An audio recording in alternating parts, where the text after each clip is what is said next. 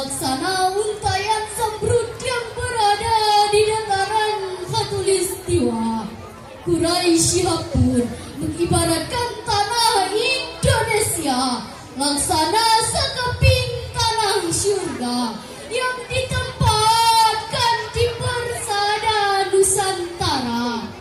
Dua ungkapan tersebut hadirin menggambarkan betapa subur dan hebatnya sumber daya alam yang kita miliki. Namun ironisnya masih ada saudara-saudara kita yang hidup di bawah garis kemiskinan, anak-anak kekurangan makanan, pelajar putus pendidikan, dan yang sangat memprihatinkan masih ada saudara kita yang hidup di bawah kolong jembatan. Kenapa ini bisa terjadi?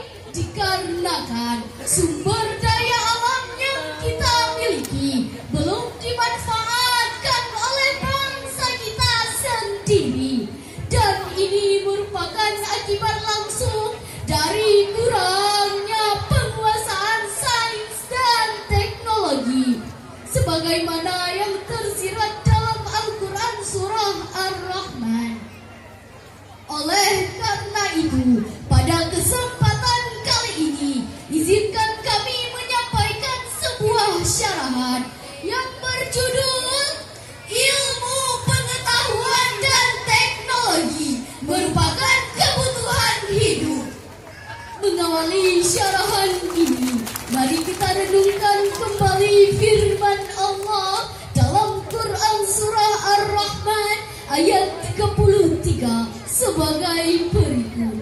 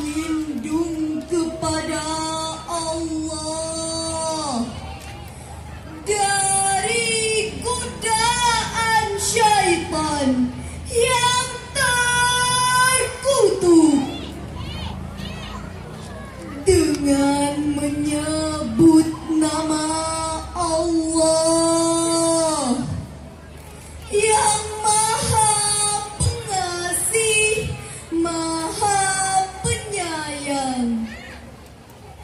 Wahai golongan jin dan manusia, jika kamu sanggup menembus penjuru langit dan bumi, maka tembuslah. Kamu tidak akan sanggup menembusnya kecuali dengan kekuatan dari Allah. Hadirin sebangsa dan setanah air yang kami banggakan, secara eksplisit ayat di atas tiga hal yang harus diingat sesuai dengan konteks ilmu pengetahuan dan teknologi. Pertama, dengan ilmu pengetahuan, manusia dapat mengetahui benda-benda langit. Yang kedua, dengan ilmu pengetahuan, manusia dapat menjelajahi angkasa raya. Dan yang ketiga, dengan ilmu pengetahuan, manusia mampu menembus ruang angkasa.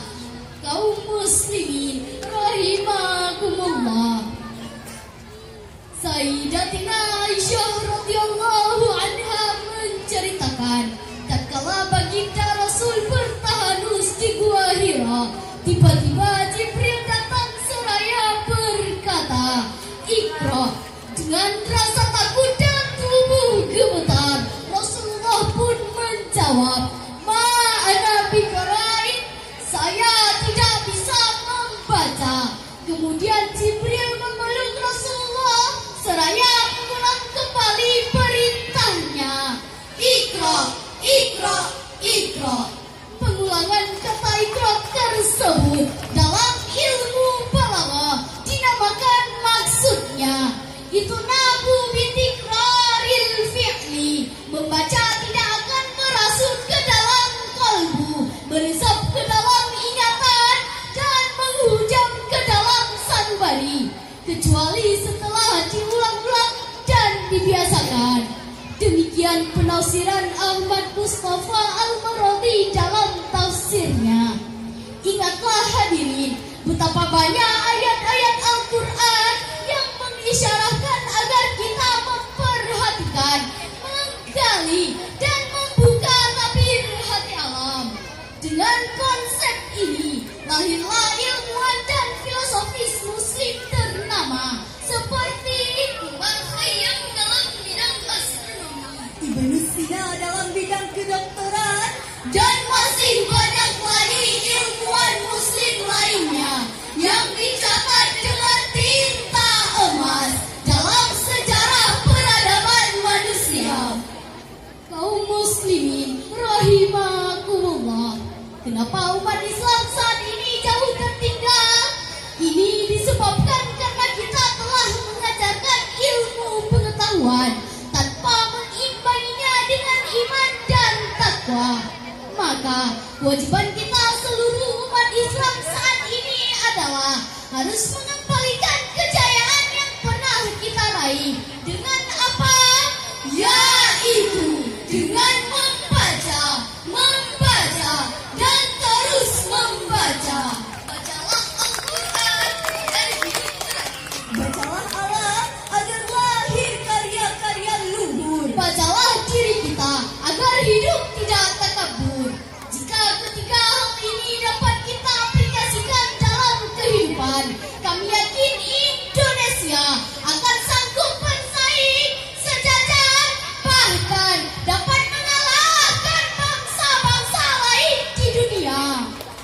Kaum muslimin dan muslimah rahimakumullah, Ibnu Qayyim Al-Jauziyah dalam tafsirnya Miftahud Daris Sa'adah mengatakan bahwa ilmu adalah pilar Islam. Iman adalah ilmu yang bermanfaat. Ketinggian Islam disebabkan oleh ilmu dan iman yang melahirkan generasi yang beramal soleh. Jadi, ilmu pengetahuan dan keimanan sangat erat kaitannya, bagaikan dua sisi mata uang yang sulit untuk dipisah-pisahkan.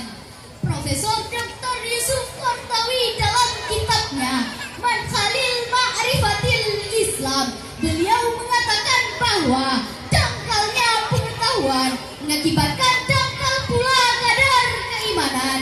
Dangkalnya keimanan mengakibatkan binasanya pengetahuan.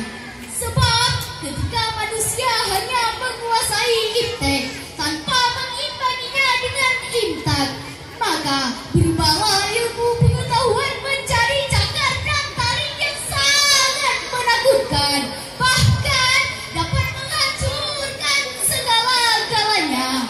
Sarana pengetahuan akan berubah menjadi senjata nuklir, bom atom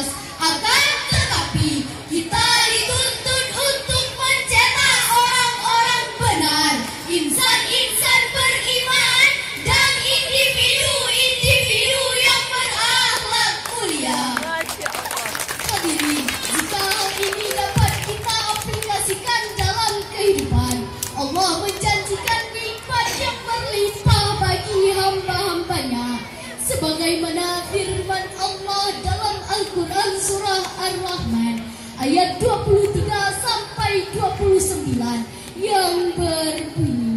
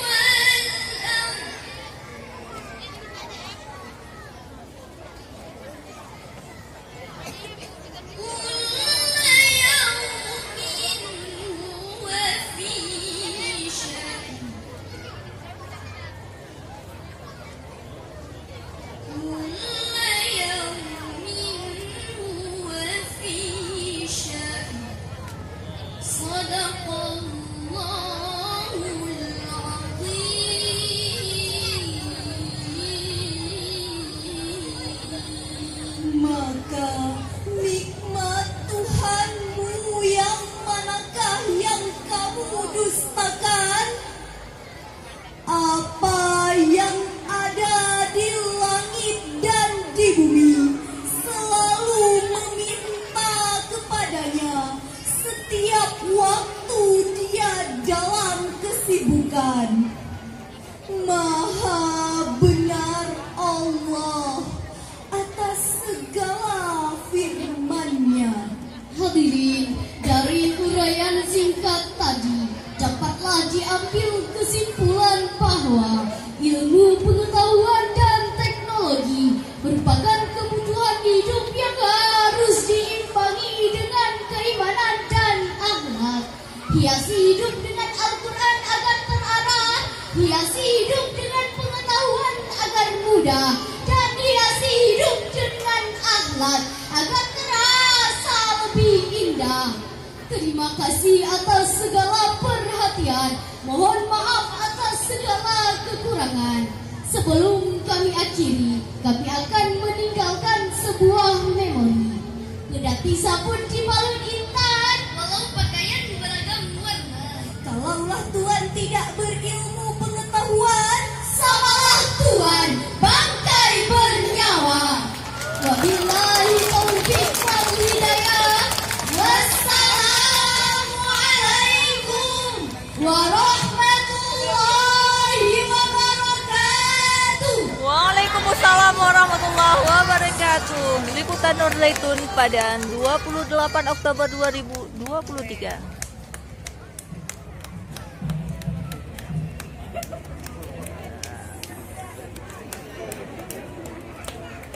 selanjutnya